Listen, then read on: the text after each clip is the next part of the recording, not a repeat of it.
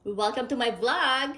Gusto ko po i-share sa inyo ang simple table settings na ginawa ko po a while ago.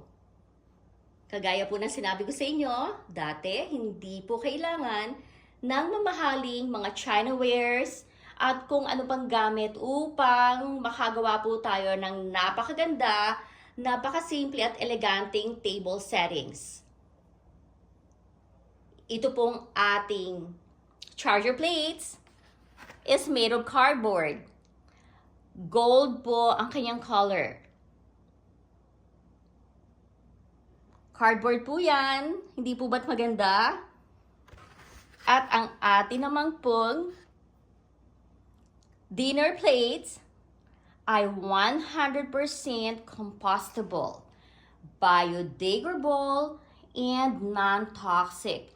Sourced from plant byproduct or sugar cane. Ang size po niyan ay 10 and a half. Ayan po ang ating dinner plates.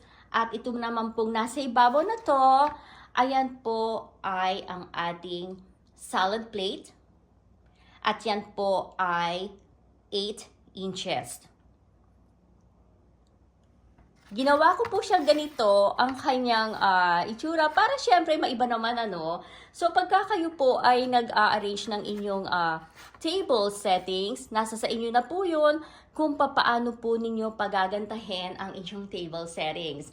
Hindi ho ba't kakaiba, tingnan ninyo, hindi ko po siya ipinantay ng ganito sa ating dinnerware, sa ating dinner plates.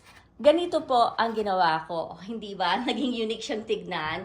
So katulad nga po na sinabi ko, hindi po tayo kailangan gumastos ng mamahaling mga gamit upang makagawa po tayo ng magandang table settings na mukhang elegante at napakalinis tignan.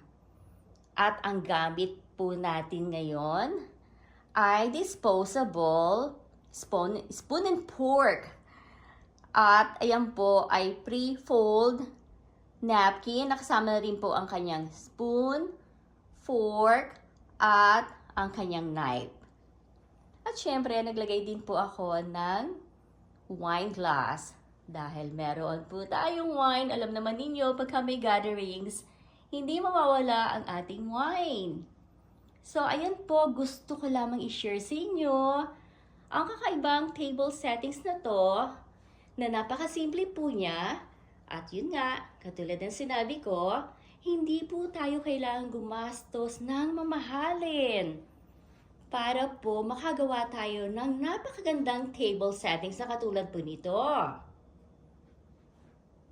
O, hindi ho ba't napakaganda, napakasimple, pero napakasosyal ng dating, di po ba?